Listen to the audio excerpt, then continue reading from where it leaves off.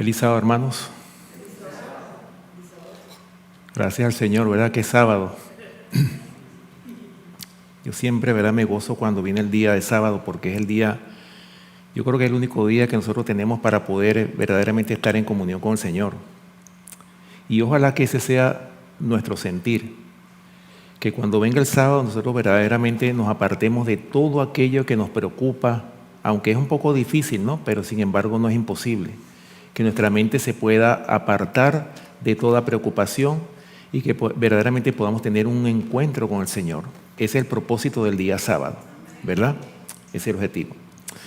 Bien, mis hermanos, voy a continuar con una serie que ya comencé ya hace unos sábados atrás. Yo estoy presentando la serie del mensaje de los tres ángeles. ¿Por qué estoy presentando esta serie? Porque considero, hermanos, que es la verdad presente para nuestro tiempo.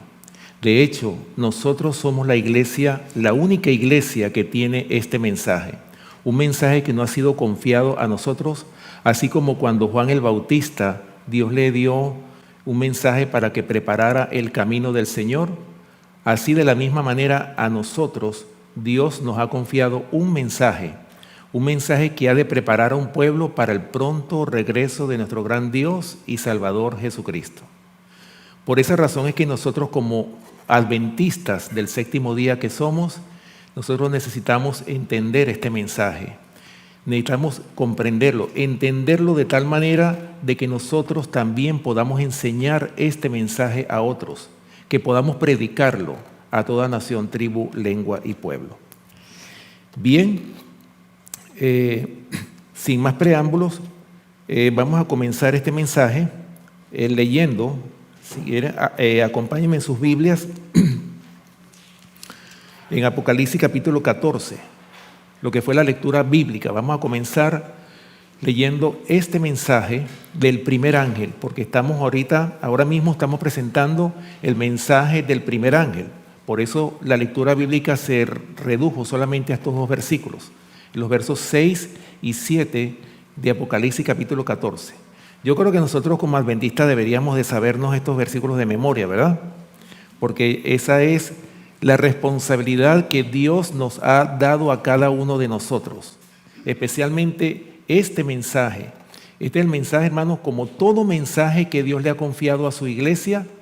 Estamos hablando de su iglesia a través de los 6,000 años de historia que tiene este planeta Tierra.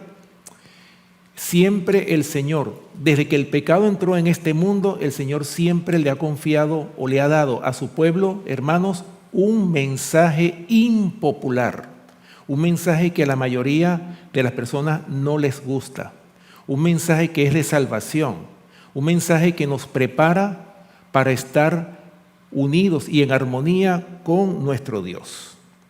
Apocalipsis capítulo 14, vamos a leer los versículos 6 y 7, y dice así: vi volar por en medio del cielo a otro ángel que tenía el evangelio eterno para predicarlo a los moradores de la tierra, a toda nación, tribu, lengua y pueblo, diciendo a gran voz: temed a Dios y darle gloria, porque la hora de su juicio ha llegado, y adorad a aquel que hizo el cielo y la tierra, el mar y las fuentes de las aguas.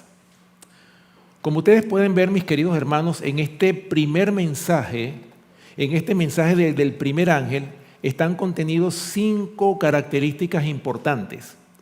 Primeramente nos habla del evangelio eterno.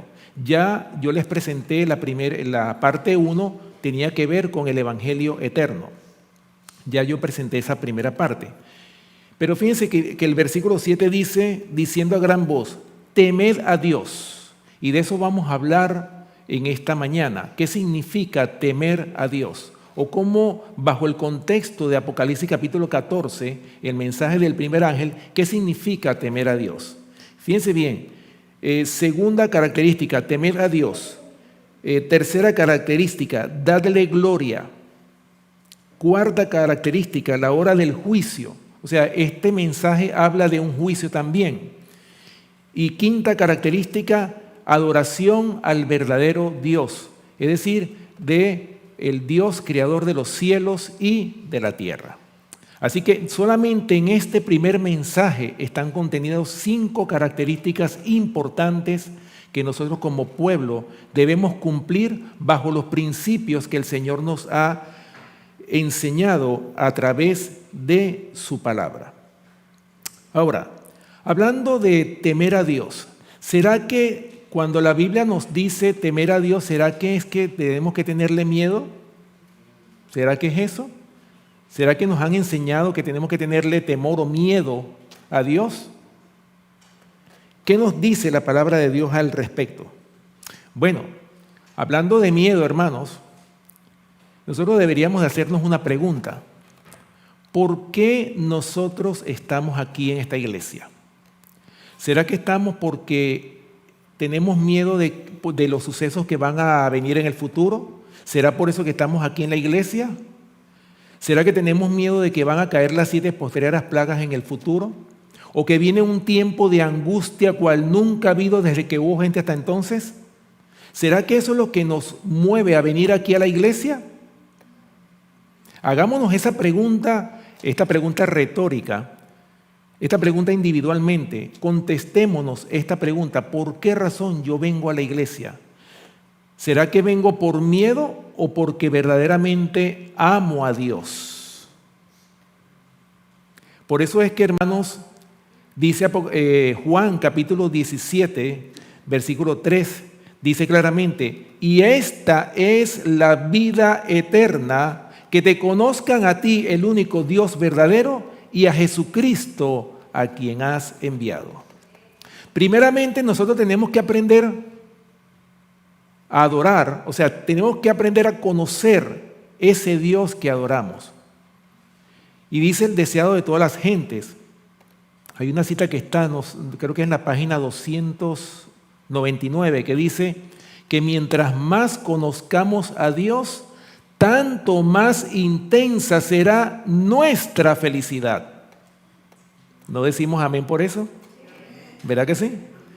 Hermanos, o sea, mientras más conozcamos al Señor, es decir, nosotros hoy por hoy no conocemos al Señor. Venimos aquí y ojalá que no nos esté pasando lo mismo que le ha pasado a los atenienses, que ellos estaban adorando a un Dios no conocido. Por esa razón es que el Señor quiere que le conozcamos y que no tengamos miedo ante los eventos finales que han de acontecer, sino que adoremos al Señor, así como Pablo. Hermanos, Pablo en el libro de Romanos, ¿qué decía Pablo? Estoy seguro de que ni la muerte, ni ángeles, ni principados, ni potestades, ni lo presente, ni lo porvenir, ni ninguna otra cosa creada nos podrá separar del amor de Dios que es en Cristo Jesús, Señor nuestro. Hermanos, el día que aprendamos a amar a Dios, porque recuerden que la base, o sea, ¿cuál es el resumen de la ley? ¿Qué fue lo que el Señor le preguntó a los escribas y los fariseos? ¿Cuál era el resumen de la ley? La ley de Dios, o sea, los 10 mandamientos se resumían en 2, ¿verdad que sí? Amarás al Señor tu Dios con todo tu corazón, con toda tu alma, con toda tu fuerza, con toda tu mente. Y el segundo es igual al primero. Y amarás a tu prójimo como a ti mismo. Y dijo el Señor: de estos 2 mandamientos dependen toda la ley y los profetas. O sea, no solamente el decálogo, sino también toda la ley y también los profetas. O sea, hermanos, en otras palabras, el amor de Dios que salva debe estar encriptado en nuestros corazones. Y cuando eso ocurra, nada nos podrá separar del amor de Dios que es en Cristo Jesús, Señor nuestro. Por eso, mis hermanos, nosotros necesitamos ese amor. Y pidámosle al Señor en oración de que Él pueda poner su amor, así como es con esa misma intensidad con que el Señor nos ha amado a nosotros, que nosotros podamos amarle a Él de la misma manera. Cuando eso ocurra, hermanos, no va a haber persecución que nos pueda separar del Señor. No va a haber nada que nos separe de Él. Pase lo que pase, aunque venga ese tiempo de angustia que va a venir, nosotros vamos a decir: yo sé en quién he creído. Vamos a estar afianzados, porque eso es lo que necesita el pueblo de Dios. Antes de que se cierre la gracia, antes de que venga ese tiempo de angustia cual nunca ha habido, nosotros necesitamos estar afianzados en esta verdad. Porque si nosotros no estamos afianzados en esta verdad, ¿qué va a pasar? Hermanos, cuando venga la tormenta, si nosotros no estamos anclados en la roca, o si hemos edificado en la arena, ¿qué va a pasar? Nos vamos a caer. La tormenta nos va a barrer. Pero si estamos fundamentados sobre la roca, nada nos podrá mover de lo que hemos creído. Por eso me gustó, bueno, desde anoche, yo creo que se viene hablando, todo lo que se ha hablado está relacionado con este mensaje que estamos presentando en esta mañana. Gracias al Señor por eso. Así que, hermanos, esa es la pregunta que debemos hacernos. ¿Qué es lo que nos mueve a adorar al Señor? ¿Será que lo adoramos por miedo o lo adoramos porque realmente amamos al Señor? Esa es la pregunta que nosotros deberíamos hacernos. Ahora, según el contexto de Apocalipsis capítulo 14, versículos 6 y 7, ¿qué significa temer a Dios? Vamos a ver. La palabra temer, de acuerdo al diccionario bíblico, viene del griego phobeo, que significa temer, reverenciar. Phobeo no significa aquí sentir temor o miedo de Dios, sino acercarse a Él con reverencia. Y esto es muy importante. ¿Somos reverentes nosotros en el templo? ¿Somos reverentes cuando hacemos nuestro culto familiar? Porque el hecho de que yo esté en mi casa no quiere decir que yo vaya a ser irreverente. Cada vez que nosotros nos reunimos o cada vez que invocamos el nombre del Señor, tenemos que ser reverentes, así sea debajo de un árbol, a donde quiera que vayamos. Recuerden el concepto de iglesia, hermanos, que dice Mateo capítulo 18, versículo 20. Fíjense los números que usa el Señor. Donde están 2 o 3 congregados en mi nombre, allí estoy yo en medio de ellos. O sea, hermanos, el Señor, o sea, 2 personas. Fíjense los números del Señor, son números pequeños. ¿Acaso la familia no está compuesta por 2 personas? El esposo y la esposa. Y dice 2 o 3, o sea, el tercero, los hijos. Ya la familia, hermanos, es una iglesia.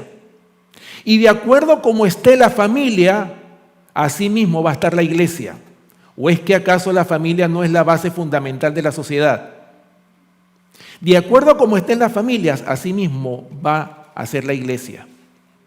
Por eso, mis hermanos, el temor a Dios, ¿verdad? Como lo dice aquí el concepto, no significa sentir temor o miedo de Dios, sino acercarse a Él con reverencia y respeto. ¿Respetamos a Dios? ¿Cómo nos dirigimos nosotros al Señor? Incluye el pensamiento de absoluta lealtad a Dios en una sumisión completa a su voluntad. ¿Lo ven? Eso es el concepto de la palabra temer o temor a Dios, de acuerdo al diccionario, ¿verdad? Ahora, vamos a ver, hermanos, cómo la Biblia, vamos a leer varios versículos en la palabra de Dios, cómo la Biblia define la palabra temer o temor a Dios. Fíjense, hermanos, el temor a Dios está asociado con guardar sus mandamientos. Así que el que guarda sus mandamientos tiene temor de Dios. ¿Ok? Vamos a buscar algunos versículos que están en Deuteronomio capítulo 6, versículos 1 y 2. Vamos a hojear la palabra de Dios en esta mañana. Deuteronomio capítulo 6, versículos 1 y 2. Y dice así la palabra de Dios. Deuteronomio capítulo 6, versículos 1 y 2. Y dice así: estos pues son los mandamientos, estatutos y decretos que Jehová vuestro Dios mandó que os enseñase para que los pongáis por obra en la tierra a la cual pasáis vosotros para tomarla. Versículo 2. Para que temas a Jehová tu Dios, guardando todos sus estatutos y sus mandamientos que yo te mando, tú, tu hijo y el hijo de tu hijo, todos los días de tu vida, para que tus días sean prolongados. ¿Lo ven? ¿Con qué está relacionado el temor a Dios? De acuerdo a estos versículos, está relacionado con guardar los mandamientos de Dios. ¿Lo ven? Otra característica y un versículo que hemos mencionado mucho está en Job capítulo 1, versículo 1. Usted sabe muy bien que Job fue un hombre santo. ¿Por qué decimos que Job era un hombre santo? Porque tenía 4 virtudes o características que precisamente lo hacían un hombre santo. Job capítulo 1, versículo 1. Y vamos a ver cuáles son estas características. Dice, hubo en la tierra de Uz un varón llamado Job, y era este hombre, ¿cómo era? Perfecto y recto. ¿Qué más tenía? Era temeroso de Dios y apartado del mal. ¿Lo ven? O sea que el temor a Dios era una de las características que tenía este hombre llamado Job, que lo hacía un hombre santo. Es decir, el temor a Dios es una cualidad importante que nosotros debemos tener. ¿Para qué? Para que nosotros podamos alcanzar la santidad, como lo dice Hebreos 12:14, sin la cual nadie verá al Señor. Bueno, continuando con estos versículos que nos definen lo que es la palabra el temor o temer a Dios, el Salmo 112, versículo 1. Salmo capítulo 112, versículo 1. Dice, bienaventurado el hombre que teme a Jehová y en sus mandamientos se deleita en gran manera. ¿Qué dice aquí? O sea, bienaventurado, bendecido. ¿Quién? El hombre que teme a Jehová. Pero fíjense que el temor está relacionado con ¿qué? Y en sus mandamientos se deleita en gran manera. Un ejemplo de quién era el que se deleitaba en los mandamientos de Dios. Nosotros tenemos un ejemplo, ¿verdad? El rey David. ¿Verdad que sí? Fíjense que el Salmo 119, cómo el rey David exalta la ley de Dios. Dice que cuánto amo yo tu ley, dice el salmista David, ¿verdad? Entonces, hermanos, aquí vemos claramente cómo el guardar los mandamientos también tiene que ver con el temor a Dios. Deuteronomio capítulo 10, versículos 12 y 13, también nos habla de esa relación que hay entre el guardar los mandamientos de Dios y el temor a Dios. Deuteronomio capítulo 10, versículos 12 y 13. Dice, ahora pues Israel, ¿qué pide Jehová tu Dios de ti? Sino que temas a Jehová tu Dios, que andes en todos sus caminos y que lo ames y sirvas a Jehová tu Dios con todo tu corazón y con toda tu alma. Que guardes los mandamientos de Jehová y sus estatutos que yo te prescribo hoy, para que tengas prosperidad. ¿Lo ven? Ustedes saben muy bien que en el libro de Deuteronomio, capítulo 28, están las bendiciones y las maldiciones. O sea, cuando nosotros somos obedientes, ¿qué va a pasar? Vamos a disfrutar de las bendiciones. ¿Y qué pasa cuando somos desobedientes? Cuando no obedecemos al Señor, cuando no tenemos temor a Dios, ¿qué pasa? ¿Qué va a venir como consecuencia? Las maldiciones. Y hay una lista, por supuesto, en este capítulo de bendiciones y de maldiciones. ¿Lo ven? Ok.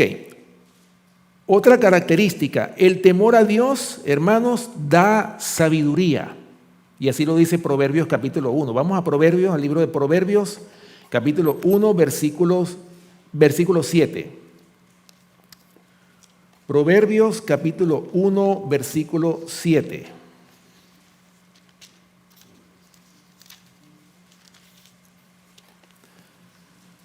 Proverbios capítulo 1, versículo 7. Dice, el principio de la sabiduría es el temor de Jehová. Los insensatos desprecian la sabiduría y la enseñanza. Y claro, es cierto que como los insensatos desprecian la sabiduría, es porque no tienen temor a Dios. ¿Lo ven? Por eso dice aquí claramente, el temor a Dios es, o el principio de la sabiduría es el temor a Jehová, o el temor a Dios. ¿Ok? Y Job capítulo 28, versículo 28, ¿qué nos dice? Job capítulo 28, versículo 28. Dice, y dijo al hombre, he aquí que el temor del Señor es la sabiduría y el apartarse del mal la inteligencia. ¿Lo ven? ¿Cómo está relacionado el temor a Dios con la sabiduría? Otra característica más cuando hablamos del temor a Dios, está asociado con la adoración al único Dios verdadero. O sea, el temer a Dios, cuando alguien teme a Dios de verdad, hermanos, no hay posibilidad de que esa persona caiga en la idolatría. ¿Ok? Josué capítulo 24, versículo 14. Para que ustedes vean, hermanos, todo lo que implica esta palabra temer a Dios. Pudiéramos decir que es una consagración completa a Dios, ¿verdad? Josué capítulo 24, versículo 14, dice, ahora pues, temed a Jehová y servidle con integridad y en verdad, y quitad de entre vosotros los dioses a los cuales sirvieron vuestros padres al otro lado del río y en Egipto, y servid a Jehová. ¿Lo ven? ¿Lo ven cómo el temor a Dios está asociado con la adoración al único Dios verdadero? Y fíjense ustedes que así mismo lo dice el primer mandamiento. ¿Qué dice el primer mandamiento de la ley de Dios? De Éxodo capítulo 20. Dice, no tendrás dioses ajenos delante de mí. ¿Ven, hermanos, cómo está todo relacionado? O sea, en otras palabras, el Señor no acepta idolatría alguna. El Señor no quiere que nosotros compartamos nuestro corazón con otros dioses. Ahora, ustedes dirán, pero bueno, yo no me postro ante una vela, ni ante un santo, ni tengo santos en mi casa. No, lo que pasa es que la idolatría se ha perfeccionado cada vez más. Nosotros podemos hacer un ídolo de cualquier cosa. Y todo aquello, fíjense bien lo que es un ídolo, todo aquello que aparta nuestra mente del verdadero Dios, creador de los cielos y de la tierra, se convierte en un ídolo. Por eso es, hermanos, que nosotros tenemos que tener cuidado cuando estamos muy afanados, cuando estamos muy estresados por tantas ocupaciones. Fíjense lo que pasó con Marta y María. ¿Qué pasaba con Marta? Marta estaba afanada, estaba muy ocupada. Y ella estaba haciendo una buena obra, porque Marta estaba sirviendo. Y María, ¿qué fue lo que hizo María? María se despreocupó, no, yo me voy a sentar a escuchar al Señor. ¿Y quién escogió la mejor parte? Bueno, María. Y dice claramente, esa parte no le será quitada, ¿por qué? Hermanos, ella se apartó, ella dejó todos los oficios, no, yo voy a escuchar primero la palabra de Dios. Pero Marta estaba tan afanada, hermanos, que esos afanes hicieron que ella se apartara del Señor, lamentablemente. Aunque estaba sirviendo, pero sin embargo, estaba tan ocupada que no tenía tiempo para tener una comunión con el Señor. Y cuidado si eso no nos está pasando a nosotros. Cuidado si el trabajo no está en primer lugar y el trabajo está haciendo que me esté apartando del Señor. ¿Qué es lo que nosotros deberíamos hacer cada mañana? ¿Acaso el Señor no dice en su palabra, escudriñad las Escrituras porque a vosotros os parece que en ellas tenéis la vida eterna y ellas son las que dan testimonio de mí? Eso lo dice, ¿verdad? El Señor en Juan capítulo 5, versículo 39. Ahora, hermanos, escudriñar no es solamente leer ahí la Biblia rápido porque ya no me queda tiempo, tengo 20 minutos y tengo que bañarme y tengo que irme al trabajo. No. Tengo que tomar tiempo para tener un encuentro con el Señor. Si tengo que entrar, por ejemplo, a las 7, oye, tengo que madrugar, para tener un encuentro. Lo primero que nosotros debemos hacer al levantarnos es recibir la palabra de Dios, tener una comunión con el Señor. La oración y el estudio de la palabra, la oración personal, muy importante. El estudio de la palabra, eso no debe faltar. No debe haber ninguna situación que nos impida hacer eso. Siempre, hermanos, a donde quiera que vayamos, debemos siempre planificar nuestro tiempo. Buscar como hacían los patriarcas. ¿Qué era lo que los patriarcas hacían? Cada vez que iban errantes en diferentes lugares, ellos paraban a toda la congregación, a toda la familia. Nos vamos a parar aquí porque vamos a hacer un sacrificio. El sacrificio de la mañana y el sacrificio de la tarde. Y eso cuando ellos iban camino a Jerusalén, cuando las fiestas solemnes de Jehová, ¿qué era lo que hacían ellos? Acuérdense, hermanos, que en ese tiempo no había carro, no había avión, no había barco, ninguno de esos medios de comunicación, de transportes que hay hoy día. En ese tiempo ellos tenían los que tenían dinero iban en camellos, pero los pobres ¿cómo iban? Iban caminando. ¿Y cuánto tiempo duraban ellos caminando? Hasta meses para llegar a Jerusalén, porque era en Jerusalén donde ellos se tenían que congregar. Hermanos, por eso, y en ese camino donde ellos iban, ellos se paraban y ellos, bueno, vamos a descansar y vamos a adorar, vamos a hacer el culto en la mañana y el culto de la tarde. Hermanos, nada les impedía a ellos hacer eso. Era ya costumbre en ellos hacer el culto de la mañana o el sacrificio de la mañana y el sacrificio de la tarde. Así mismo debería ser con nosotros también. ¿Ok? Bien, temer a Dios es apartarse del mal. Esto es muy importante. Cuando tenemos temor a Dios, hermanos, nos apartamos del mal, ¿verdad? Proverbios capítulo 16, versículo 6. Proverbios capítulo 16, versículo 6. Dice, con misericordia y verdad se corrige el pecado. ¿Cómo se corrige el pecado? ¿Con la mentira? ¿Con la verdad, sí o no? ¿Y de qué manera se corrige el pecado? Con misericordia, no se nos olvide. Con misericordia y verdad se corrige el pecado. Y con el temor de Jehová los hombres se apartan del mal. ¿Lo ven? ¿Se dan cuenta lo que significa el temor a Dios en este contexto?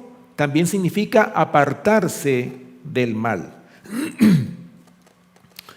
Otra característica más, temer a Dios es aborrecer el mal, ya que nos apartamos del mal es también no solamente apartarse, sino aborrecer el mal. Proverbios capítulo 8, versículo 13. Proverbios capítulo 8, versículo 13. Dice, el temor de Jehová es aborrecer el mal, la soberbia y la arrogancia, el mal camino, y la boca perversa aborrezco. ¿Qué dice este versículo? El temor de Jehová es que aborrecer el mal. ¿Lo ven, hermanos? Y eso nosotros tenemos que tenerlo. Si nosotros todavía coqueteamos con el mal, ¿qué debemos de pedirle al Señor? Que nos ayude a aborrecer el mal, aborrecer el pecado como Dios aborrece el pecado. ¿Ok? Otra característica más, temer a Dios es no engañar al prójimo. Muy importante eso, ¿verdad?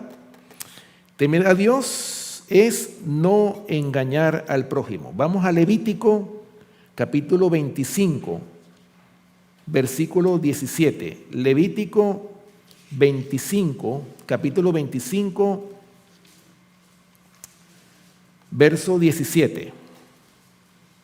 Dice, y no engañe ninguno a su prójimo, sino temed a vuestro Dios, porque yo soy Jehová vuestro Dios. ¿Lo ven? O sea, que el temer a Dios está asociado, de acuerdo a este versículo, con no engañar al prójimo. Y cuando hablamos de prójimo, hablamos de todo. Pueden ser hermanos o no hermanos, todo ser humano. ¿Cómo debe ser nuestro nuestro comportamiento con las personas. Tiene que ser, hermanos, recto en todo momento. Así como Dios es recto, así como Dios es perfecto, también nosotros debemos actuar de la misma manera. Por eso, mis hermanos, cuando el Señor predicó ese famoso sermón de la montaña, ese sermón donde hablaba de que teníamos que hasta amar a vuestros enemigos. Si nos pegan en una mejilla, tenemos que ponerle la otra.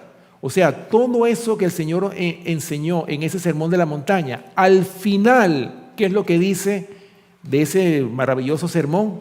Dice, sed pues vosotros perfectos como vuestro Padre que está en los cielos es perfecto. Hermanos, nosotros estamos llamados a alcanzar la perfección de carácter. No se justifica que nosotros digamos, como la mayoría de los seres humanos en este mundo piensan, de que no, es que nadie es perfecto y no nos debemos quedar con eso. Sabemos que no somos perfectos, pero no es imposible alcanzar la perfección si nosotros practicamos las enseñanzas de nuestro Señor Jesucristo a través de ese maravilloso sermón de la montaña.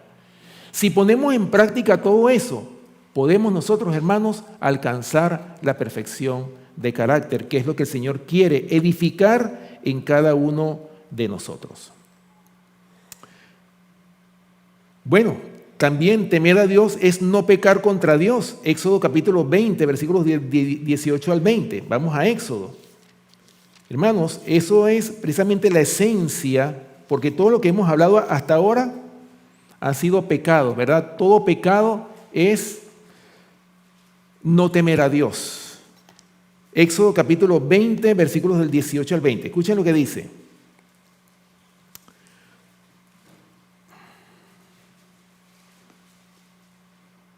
Dice, todo el pueblo observaba el estruendo y los relámpagos y el sonido de la bocina y el monte que humeaba, y viéndolo el pueblo temblaron y se pusieron de lejos. Y dijeron a Moisés, habla tú con nosotros y nosotros oiremos, pero no hable Dios con nosotros para que no muramos. Versículo 20. Y Moisés respondió al pueblo, no temáis, porque para probaros vino Dios, y para que su temor esté delante de vosotros, para que no pequéis. ¿Lo ven? ¿Ven cómo el temor a Dios está relacionado con el no pecar? Cuando tenemos temor a Dios, no vamos a pecar. Es más, hermanos, como lo dice Primera de Juan, capítulo 3, versículo 9, ese versículo me gusta mucho. Me vino justamente ahora a la mente. Primera de Juan, este es un versículo que nosotros deberíamos, hermanos, de practicar y pedirle al Señor que Él pueda sembrar su simiente, pueda engendrar su simiente en cada uno de nosotros. Primera de Juan, capítulo 3, versículo 9. Y ojalá que todos seamos nacidos de Dios, como lo dice este versículo que vamos a leer. Escuchen bien. Dice, todo aquel que es nacido de Dios no practica el pecado, porque la simiente de Dios permanece en él y no puede pecar, porque es nacido de Dios. Oh, mis hermanos, ¿qué es lo que nosotros necesitamos? Nacer de nuevo. ¿Para qué? Para no pecar. Por eso dice que todo aquel que es nacido de Dios no peca, porque la simiente de Dios está en él. Hermanos, nosotros hoy por hoy necesitamos esa simiente de Dios en nuestros corazones, para apartarnos del mal, para no pecar contra Dios. Y miren, lo dice claramente. Eso es lo que nosotros necesitamos. ¿Para qué? Para apartarnos completamente del mal. Ahora, nada le faltará a los que temen a Jehová. Así lo dice el Salmo 34, versículo 9. Vamos al Salmo 34, versículo 9. Salmo capítulo 34, versículo 9. Dice,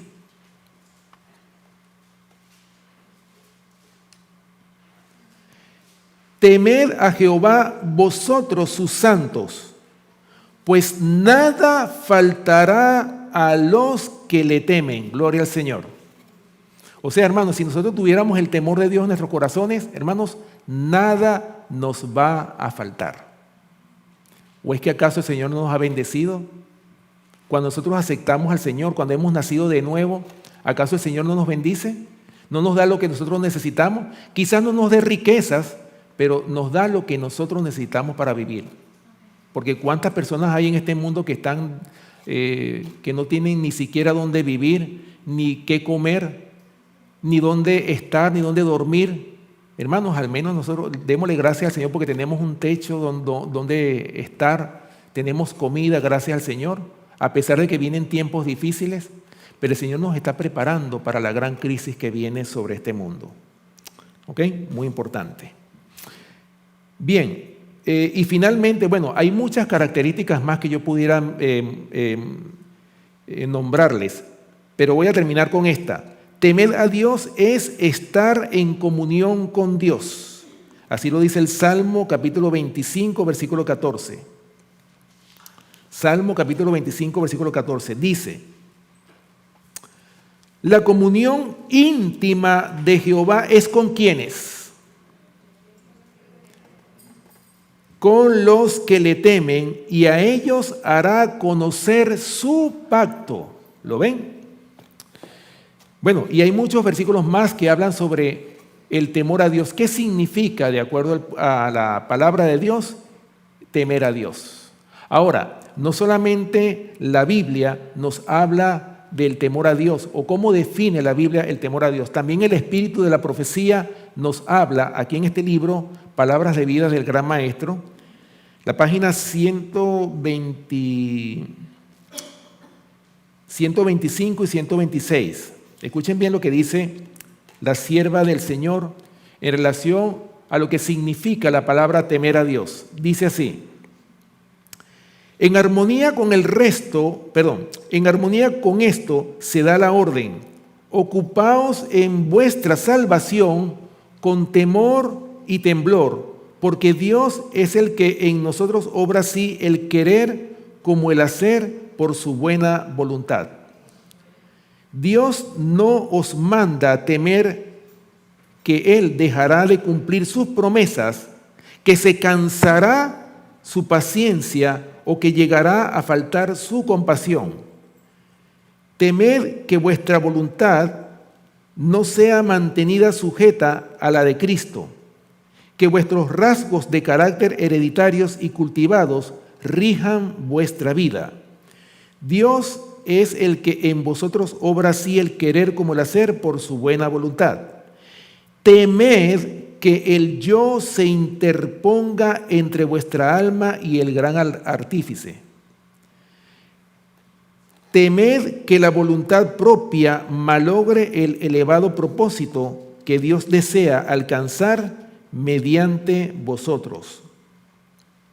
Temed confiar en vuestra propia fuerza. Temed retirar vuestra mano de la mano de Cristo e intentar recorrer el camino de la vida sin su presencia constante. Oh, hermanos, cuántas veces, y a veces quizás no nos hemos dado cuenta nosotros que nos hemos apartado del Señor y andamos solos. Y a veces ni nos hemos dado cuenta del Señor. A veces en el día sucede que a veces estamos tan ocupados que ni pensamos en el Señor, porque estamos muy ocupados y afanados con tantas ocupaciones que tenemos. Y a veces cuando llega la noche, oye, mira, ni siquiera he tenido tiempo para orar. Y es cuando uno se acuerda: perdóname, Señor, y ahí donde uno se arrodilla y le pide al Señor: Señor, no te apartes de mí. Hermanos, el Señor nunca se aparta de nosotros. Somos nosotros los que nos apartamos de Él. Pero Él está dispuesto, Él está ahí. Pero nosotros, ¿qué es lo que hacemos a veces? Porque nuestras prioridades son otras, tristemente. ¿Ok? Ahora, hermanos, vamos a ver algunos ejemplos de hombres que demostraron un verdadero temor a Dios. Y el primero que voy a mencionar es Abraham, como se estaba hablando ayer, ¿no? Ayer en el ejercicio bíblico. Estábamos hablando de Abraham, ¿verdad? Nosotros sabemos que Abraham fue el padre de la fe. Y fíjense, hermanos, esa gran prueba que el Señor le puso a Abraham. Imagínense ustedes lo que Dios le pidió a Abraham. Sacrifícame tu hijo, tu único. Imagínense, después que Abraham estaba esperando el hijo de la promesa, después que Sara era una mujer estéril y con todas esas imposibilidades que había, hermanos, cómo Abraham, después que nace su hijo, y después el Señor viene y le dice, sacrifícame a tu hijo. ¿Cómo se sentiría Abraham? Porque es muy fácil leerlo. Ahora mismo nosotros leemos esto como una historia. Ojalá, hermano, que nosotros todo lo que está escrito en la Biblia no lo tomemos como una historia, sino como hechos que ocurrieron hace muchos años, pero eventos que ocurrieron. Eventos que nos dejan a nosotros lecciones importantes que nosotros como pueblo necesitamos ejercitar y aprender. Vamos a buscarlo. Génesis capítulo 22. Vamos a leer esta historia, ¿verdad? Génesis capítulo 22, versículos del 9 al 12. Ya conocemos nosotros la historia, ¿verdad? Pero vamos a mencionar algunos versículos de esta historia que se encuentran en Génesis capítulo 22, versículos del 9 al 12. Esto fue ya cuando Abraham ya estaba a punto de degollar a su hijo. Ya ustedes saben todo lo que él sufrió para hacer lo que Dios le había pedido. Versículo 9, Génesis capítulo 22 dice: y cuando llegaron al lugar que Dios le había dicho, edificó allí Abraham un altar y compuso la leña y ató a Isaac su hijo y lo puso en el altar sobre la leña. Y extendió Abraham su mano y tomó el cuchillo para degollar a su hijo. Entonces el ángel de Jehová le dio voces desde el cielo y dijo: Abraham, Abraham. Y él respondió: heme aquí. Y el versículo 12. Y dijo: no extiendas tu mano sobre el muchacho ni le hagas nada, porque ya conozco que temes a Dios por cuanto no me rehusaste tu hijo, tu único. Hermanos, tremenda prueba, ¿verdad? ¿Cómo se sentirán las madres si Dios les pidiera que sacrifiquen a su hijo o a su hija, a su bebé? ¿Cómo se sentirían? ¿Obedeceríamos a Dios como hizo Abraham? ¿O rehusaríamos obedecer lo que Dios dice? ¿O nos justificaríamos diciendo, no, pero espérate, eso no puede ser la voz de Dios porque Dios no se va a contradecir? Hay un versículo, hay un mandamiento que dice, no matarás. Entonces quiere decir que esa no es la voz de Dios. Escrito está, no matarás. Nosotros pudiéramos justificarnos con eso, ¿verdad? Pero escuchen, hermanos, que Dios le dio esa orden. ¿Y por qué Abraham obedeció? ¿Por qué Abraham tomó la decisión de tomar a su hijo y llevarlo hasta el altar que él edificó en la montaña? Hermanos, ¿por qué? Porque Abraham tenía discernimiento. Él sabía cuándo Dios le hablaba y cuándo el diablo hablaba. Por eso es muy importante que hoy por hoy nosotros como pueblo de la verdad presente que somos, necesitamos el discernimiento. Hoy por hoy es muy importante. ¿Por qué? ¿O es que acaso no dice la palabra de Dios en Mateo capítulo 24 que se levantarán falsos cristos y falsos profetas y harán grandes señales y prodigios de tal manera que engañarán, si fuere posible, aún a los escogidos? ¿No dice eso la palabra de Dios? Por eso, mis hermanos, es que hoy por hoy el pueblo de Dios necesita más que nunca el discernimiento en su palabra. Saber diferenciar la voz de Dios de la voz del enemigo. Muy importante. ¿Por qué? Porque van a venir muchos falsos profetas. Van a venir muchos que van a contradecir lo que está escrito en la palabra. Y no es de forma evidente, sino de forma muy sutil que quizás ni nos demos cuenta de eso. Por eso, mis hermanos, vuelvo, insisto, el Señor manda a su pueblo a que escudriñe las Escrituras por usted mismo, no que otro se las escudriñe. Usted mismo debe tener la costumbre y el hábito de estudiar la palabra de Dios, investigarla, comparar texto con texto, para que nosotros podamos entender la voz de Dios que nos habla a la conciencia, que podamos diferenciar la voz de Dios de la voz del enemigo. Porque, nosotros podemos, si nosotros no, nos guiáramos con un escrito está, si Abraham se hubiese guiado por un escrito está en ese momento, ¿qué hubiese dicho? No, ¿cómo yo voy a sacrificar a mi hijo? Imposible, no, esa no es la voz de Dios. Hermanos, pero sucede que él escuchó, diferenció la voz de Jehová de la voz de Satanás. Él la pudo diferenciar y dijo, no, es que Dios sí me habló. Ahora escuchen lo que dice, hermanos, el libro de Patriarcas y Profetas con respecto a esta historia. En la página 145. Escuchen bien, hermanos, la lucha que tuvo este hombre, que no fue fácil, pero él estuvo dispuesto, hermanos, a cumplir con lo que Dios le había dicho. Sacrifícame a tu hijo. Él estuvo dispuesto a hacerlo. Dice, bueno, porque Dios me mandó y yo lo voy a hacer. Porque Dios dice y yo hago. ¿Ok? Escuchen lo que dice. Página 145 dice, Satanás estaba listo para sugerirle que se engañaba, pues la ley divina mandaba, no matarás. Y Dios no habría de exigir lo que una vez había prohibido. Abraham salió de su tienda y miró hacia el sereno resplandor del firmamento despejado y recordó la promesa que le había hecho casi 50 años antes, a saber, que su simiente sería innumerable como las estrellas. Si se había de cumplir esta promesa por medio de Isaac, ¿cómo podía ser muerto? Abraham estuvo tentado a creer que se engañaba, dominado por la duda y la angustia. ¿Qué es lo que embargó a Abraham? La duda y la angustia. Escuchen, dominado por la duda y la angustia, se postró de hinojos y oró como nunca lo había hecho antes, para pedir que se le confirmase si debía llevar a cabo o no este terrible deber. Recordó a los ángeles que le enviaron para revelarle el propósito de Dios acerca de la destrucción de Sodoma y que le prometieron este mismo hijo Isaac. Fue al sitio donde varias veces se había encontrado con los mensajeros celestiales, esperando hallarlos allí otra vez y recibir más instrucción.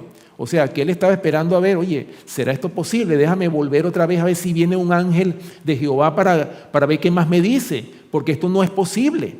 Fíjense, hermano, aquí está diciendo que Abraham dudó en ese momento. Y sigue diciendo, pero ninguno de ellos vino en su ayuda. Parecía que las tinieblas le habían cercado, pero la orden de Dios resonaba en sus oídos. Toma ahora tu hijo, tu único Isaac, a quien amas. Aquel mandato debía ser obedecido y él no se atrevió a retractarse. La luz del día se aproximaba y debía ponerse en marcha. O sea, esto fue muy de madrugada, todavía no había amanecido cuando esto ocurrió. Y sigue diciendo, Abraham regresó a su tienda y fue al sitio donde Isaac dormía profundamente el tranquilo sueño de la juventud y la inocencia.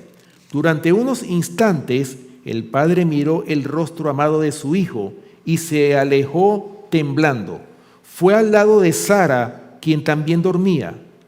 ¿Debía despertarla para que abrazara a su hijo por última vez? ¿Debía comunicarle la exigencia de Dios? Anhelaba descargar su corazón compartiendo con su esposa esta terrible responsabilidad, pero se vio cohibido por el temor de que ella le pusiera obstáculos. ¿Ustedes se imaginan, hermanos, si Abraham le hubiese contado a Sara que iba a sacrificar a su hijo? ¿Qué hubiese hecho ella como madre? Si hubiese negado, no, ¿cómo se te ocurre? Es una locura, ¿verdad? Dice aquí, Isaac era la delicia y el orgullo de Sara. La vida de ella estaba ligada a él y el amor materno podría rehusar el sacrificio. Abraham, por último, llamó a su hijo y le comunicó que había recibido el mandato de ofrecer un sacrificio en una montaña distante. A menudo había acompañado Isaac a su padre para adorar en alguno de los distintos altares que señalaban su peregrinaje, de modo que este llamamiento no le sorprendió y pronto terminaron los preparativos para el viaje. Se alistó la leña y se la cargó sobre un asno y acompañados de 2 siervos principiaron el viaje. O sea, no fue difícil para Abraham llamar a Isaac su hijo, porque él estaba acostumbrado a acompañar a su padre para los sacrificios. Entonces él pensaba, bueno, es un sacrificio más, voy a acompañar a mi papá y ya pues. Pero él nunca se imaginó que él era justamente el sacrificio. Padre e hijo caminaban el uno junto al otro en silencio. El patriarca, reflexionando en su pesado secreto, no tenía valor para hablar. Pensaba en la amante y orgullosa madre y en el día en que él habría de regresar solo a donde ella estaba. Sabía muy bien que al quitarle la vida a su hijo, el cuchillo hería el corazón de ella. Aquel día, el más largo de la vida de Abraham, llegó lentamente a su fin.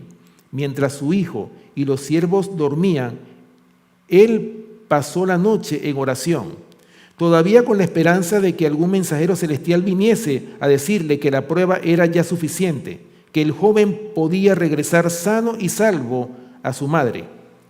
Pero su alma torturada no recibió alivio. ¿Lo ven?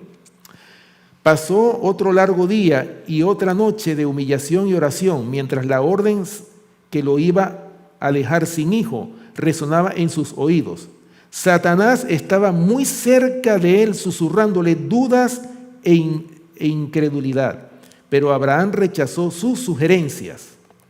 Cuando se disponían a principiar la jornada del tercer día, el patriarca, mirando hacia el norte, vio la señal prometida, una nube de gloria que cubría el monte Moria, y comprendió que la voz que le había hablado procedía del cielo. ¿Se dan cuenta qué fue lo que le quitó a Abraham esa duda que tenía? Esta señal que él encontró en ese monte Moria. Y ahí él se dio cuenta claramente que era la voz de Dios que le había hablado, y por supuesto Abraham dijo, no, yo tengo que obedecer aunque me duela en mi corazón. Hermanos, pero ese hombre, por eso es que dice por eso es que el Señor, ¿verdad?, llama a Abraham el padre de la fe. Esa ha sido la prueba más fuerte que nosotros vemos en toda la palabra de Dios. Bueno, hermanos, y podemos ver cómo este hombre tenía temor de Dios, porque de eso es lo que estamos hablando. Por eso es que este hombre obedeció, porque era un hombre temeroso de Jehová, ¿verdad? Bien, otro ejemplo que nosotros pudiéramos citar es José cuando fue tentado por la mujer de Potifar, ¿verdad? Nosotros ya sabemos y conocemos la historia. Este joven que fue llevado, ¿verdad?, que fue sacado de la tienda de su padre, fue vendido a unos ismaelitas y llegó hasta Egipto y se convirtió posteriormente, después que pasó por la cárcel y todas esas cosas, se convirtió en el primer ministro de Egipto. Pero antes de que eso pasara, hermanos, miren todo lo que pasó con este muchacho. Un hombre que tenía José había sido educado, hermanos, en los principios que están en la palabra de Dios, porque esto que José demostró en Egipto no era casualidad o un momento o algo de un momento. Esto fue porque es el resultado de una educación cristiana que José recibió desde pequeño, y podemos ver claramente cómo José, hermanos, cuando fue tentado por esta mujer, que no fue una sola vez, dice la palabra de Dios que fueron varias veces que esta mujer intentó seducirlo, y él cada rato le decía, no, ¿cómo puedo yo hacer este grande mal y pecar contra Jehová? Y era un joven,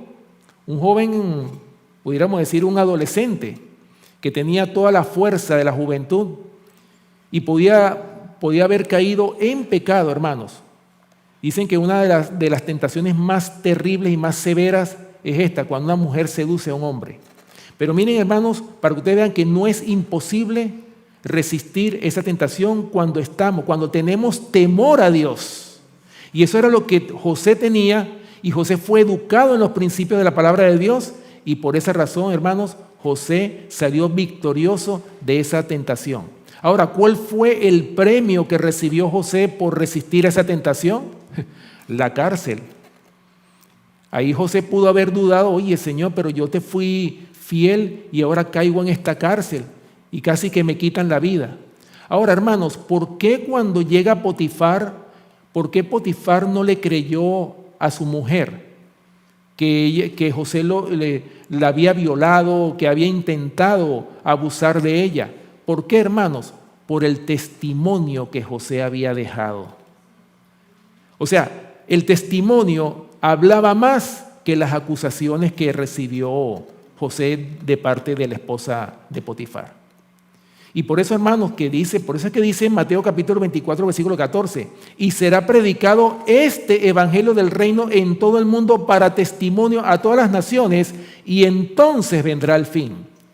Hermanos, el mensaje de los tres ángeles, el mensaje de la profecía, de la palabra de Dios, tiene que estar acompañada ¿con qué? Con el testimonio, para que pueda tener poder este mensaje, para que pueda convencer a las almas incrédulas. Por eso es que muchos, en el tiempo del fin, muchas sorpresas se van a ver. Y muchos que eran ateos, que eran los peores delincuentes, van a aceptar a Cristo como su Salvador y su Señor. Acuérdense, hermanos, muchas sorpresas se van a ver. Y otro ejemplo de hombres que también tenían el temor a Dios fueron los 3 jóvenes hebreos allá en Babilonia. ¿Se acuerdan cuando el rey Nabucodonosor hizo aquella estatua de oro y mandó a que todos tenían que adorar esa estatua? Y los únicos que no se postraron, hermanos, fueron esos 3 jóvenes hebreos. Y fueron acusados ante el rey Nabucodonosor y le dijeron, mire, sepas, oh rey, que estos jóvenes no adoran tu imagen. Y fueron llevados a la presencia del rey Nabucodonosor y le dijo, bueno, ¿es verdad que ustedes no se postran ante mi imagen? Si no lo hacen, van a ser echados en un horno de fuego ardiendo. ¿Y qué Dios, fíjense bien como dijo Nabucodonosor, ¿y qué Dios os podrá librar de mi mano? ¿Y qué contestaron ellos? Sepas, oh rey, que tenemos un Dios en los cielos que nos puede librar de tu mano, oh rey. Y si no nos libra de tu mano, tampoco nos vamos a postrar ante tu imagen. O sea, hermanos, ellos prefirieron la muerte antes de postrarse, algo que muchos dicen, oye, por lo menos postrarse ante la imagen, aunque sea un ratito ahí, no hay ningún tanto problema. No, ellos estaban siendo probados en ese momento. Y así como los 3 jóvenes fueron probados, también nosotros como pueblo vamos a ser probados. ¿Y cuál va a ser la gran prueba sobre la cual vamos a ser sometidos nosotros? El decreto dominical. Así como sucedió en los tiempos del rey Nabucodonosor, esa misma historia se va a repetir en nuestros tiempos, con la diferencia de que no va a ser postrarse ante una imagen, sino va a ser en la adoración del verdadero día de Dios. O sea, el día de reposo, perdón. El día de reposo va a ser invalidado y le toca al pueblo de Dios, hermanos, una gran prueba cuando sea impuesto el decreto dominical. Por eso, hermanos, que estos hombres, estos ejemplos que les he puesto, nos dicen a nosotros que a pesar de que la gran mayoría, especialmente allá en Babilonia, la gran mayoría de esos hombres y mujeres que eran creyentes en la verdad presente, vamos a decirlo en nuestros tiempos, se postraron ante esa imagen. Sin embargo, un pequeño grupo, hermanos, resistió adorar esa imagen de oro que el rey Nabucodonosor había levantado. Hoy nos toca a nosotros ser los protagonistas de la historia. No sabemos si a nosotros nos toca vivir el momento cuando sea firmado o establecido el decreto dominical. Cuando eso ocurra, hermanos, ahí se va a saber quién realmente teme y sirve a Dios. Ahí se va a saber quién es quién.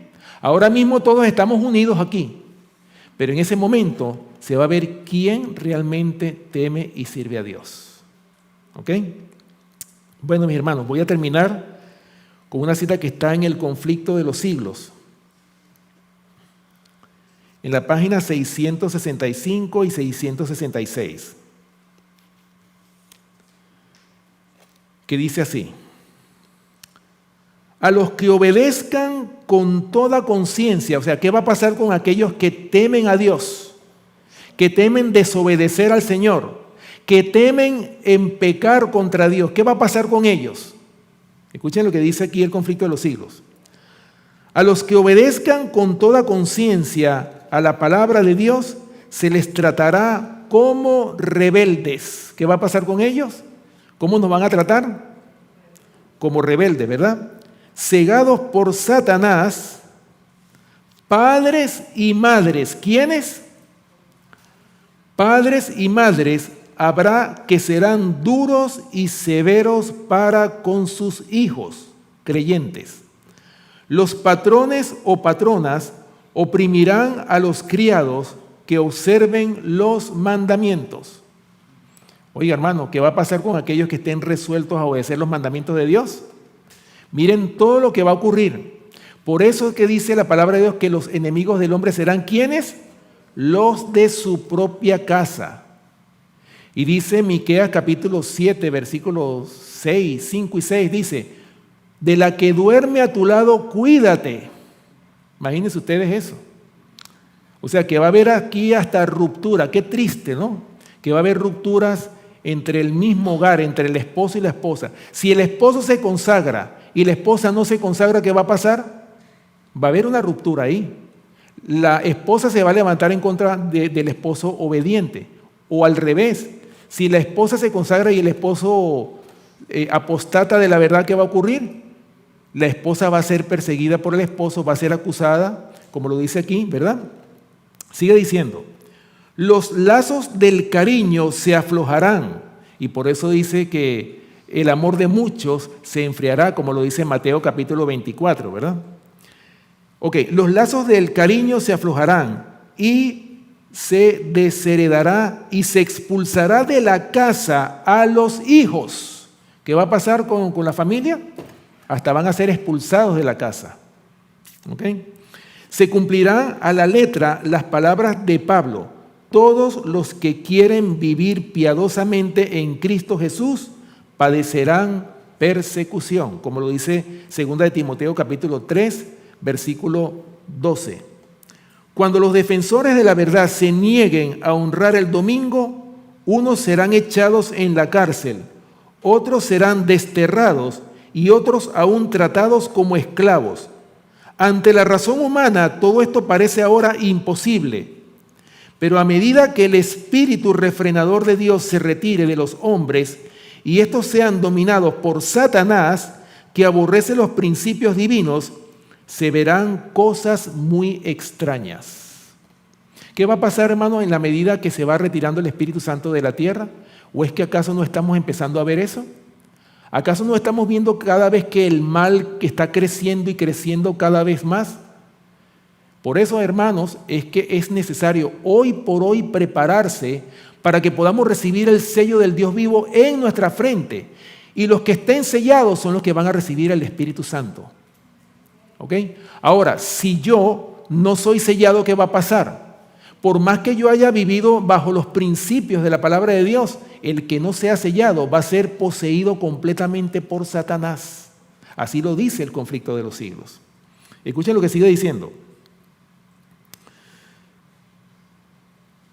Ok, dice: ante la razón humana, todo esto ahora parece imposible. Pero a medida que el espíritu refrenador de Dios se retire de los hombres y estos sean dominados por Satanás, que aborrece los principios divinos, se verán cosas muy extrañas. Y termina diciendo esta cita: muy cruel puede ser el corazón humano cuando no está animado del temor y del amor de Dios. O sea, ¿cómo puede ser el corazón humano cuando no está animado del temor y del amor de Dios? Muy cruel, o sea que no nos va a importar nada. Por eso dice que ante la razón humana esto ahora mismo parece imposible. Pero ¿qué va a pasar, mis hermanos, cuando el Espíritu de Dios sea retirado de la tierra? Hermanos, ya lo estamos viendo. Por eso es que nuestra prioridad tiene que estar basada en nuestra preparación diaria. No permitamos que el diablo nos robe el tiempo con los afanes. Hermanos, impongámonos, hagamos el tiempo para estudiar la palabra de Dios. Hagamos el tiempo para que cada día oremos más. El mismo conflicto de los siglos dice que habrá hombres de fe y de oración que se sentirán impelidos a declarar con santo entusiasmo las palabras que Dios les inspire. Pero solamente va a ser sobre los hombres de fe y de oración. Por eso es muy importante que hoy por hoy nosotros, hermanos, cultivemos esa fe. Es tiempo ahora de que nuestra fe crezca. ¿Cómo podemos nosotros alimentar la fe? Acuérdense que la fe es por el oír y el oír por la palabra de Dios. Solamente, hermanos, este libro, este precioso libro, nos puede aumentar la fe. Así dijeron los apóstoles: Señor, aumentanos la fe. ¿Cómo podemos nosotros hacer que Dios nos aumente la fe? Es a través de este precioso libro que es la Biblia y también con el espíritu de la profecía. Por eso, mis hermanos, nosotros somos un pueblo privilegiado. Un pueblo, hermano, que ha tenido una gran luz. La Biblia, no solamente el Antiguo Testamento como lo tenían los apóstoles. Nosotros hoy por hoy tenemos el Antiguo, el Nuevo Testamento, los 66 libros de la Biblia y no solamente eso, el espíritu de la profecía que también es palabra de Dios. No se nos olvide, esto es palabra inspirada por el Señor. Por eso es que nosotros tenemos claramente, hermanos, tenemos toda esta riqueza que tenemos. ¿Qué hemos hecho nosotros con esta luz que el Señor nos ha dado? ¿Estamos viviendo de acuerdo a esta luz? ¿O el Señor va a tener que tomar a otros para que terminen esta obra? Hermanos, en esta mañana el Señor nos está haciendo un llamado. Y ese llamado es que temamos al Señor. Y el temor a Dios, como lo dice Proverbios 1:7, es el principio de la sabiduría. El Señor quiere que nosotros seamos sabios, hombres y mujeres sabios, para comunicar al mundo este mensaje que el Señor nos ha confiado a nosotros. Pero si nosotros no cumplimos con esto, hermanos, por más que nos llamemos adventistas del séptimo día, el Señor va a utilizar a otro pueblo. Y ese otro pueblo que quizás ahora mismo está en la delincuencia, en la prostitución, en quién sabe cuántas cosas más, cuando conozcan al Señor, van a hacer lo que nosotros no hemos hecho durante años, lo van a hacer en meses. Y ellos van a terminar la obra que nosotros no hemos terminado.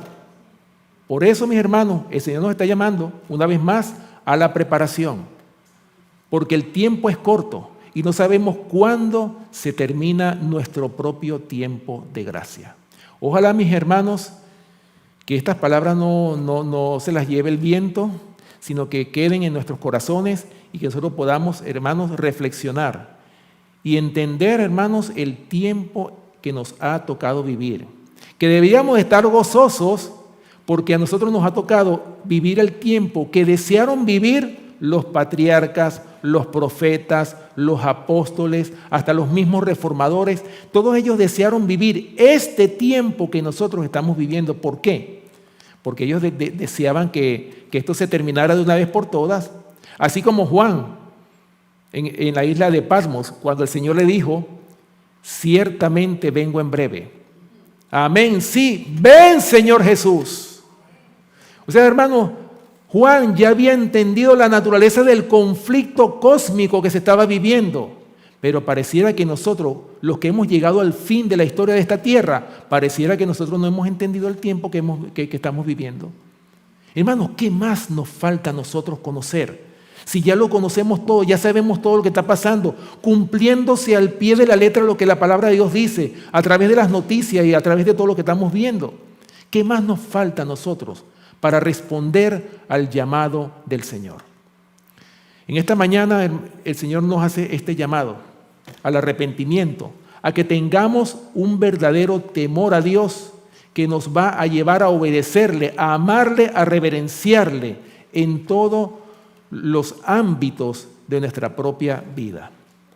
Bueno, mis hermanos, que el Señor les bendiga. Vamos entonces a terminar con una oración. Los que puedan, acompáñenme de rodillas para terminar con una oración.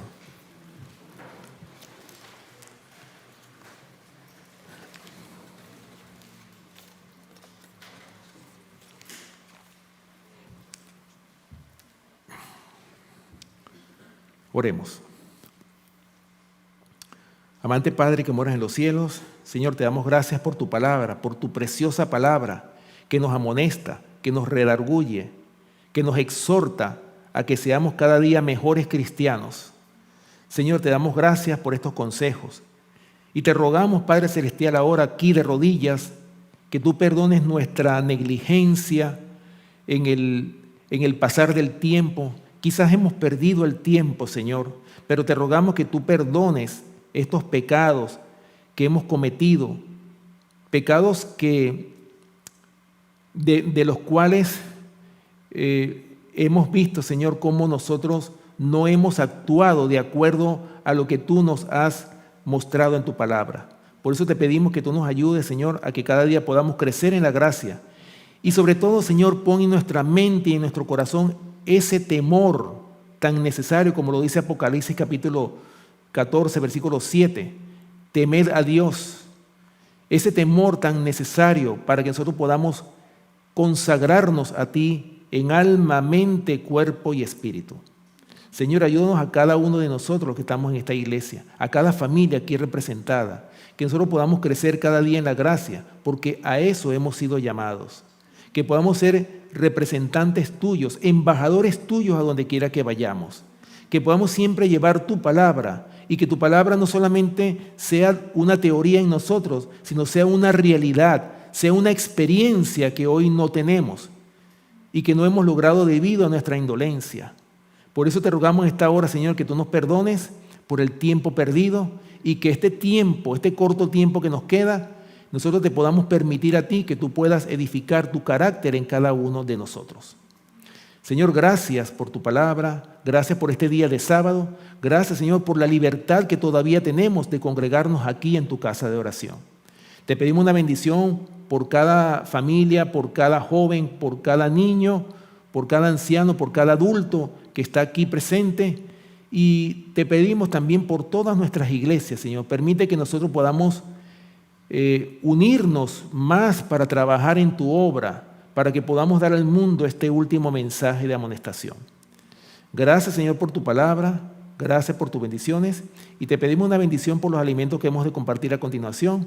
Y, Señor, ayúdanos a que podamos ser reverentes en tu santo día, que no se nos olvide que estamos en tu santo día de reposo, tu santo sábado. Gracias, Señor, por tu palabra, gracias por tus bendiciones, y guárdanos de todo mal y de todo peligro. Todo esto te lo pedimos y te lo rogamos dándote las gracias en el nombre y por los méritos de nuestro amante Salvador, Cristo Jesús. Amén. Que el Señor les bendiga.